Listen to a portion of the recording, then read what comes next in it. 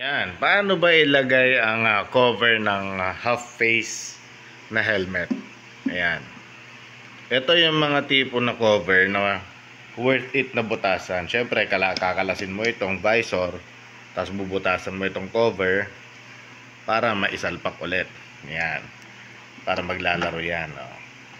And then, binutasan ko ulit dito para mailabas ko itong ating Bluetooth mic tsaka speaker. Yan. So, okay na siya. Oh. Ang nagustuhan ko kasi dito, maluwag ang helmet ni Joyride.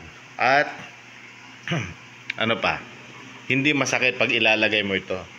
Nilagay ko na siya doon sa isang helmet, nilagay ko na doon sa Spider, inilagay ko doon. Umubra naman, pero kadagalan, tatama kasi sa tenga. Yung Spider na full face ko, okay siya.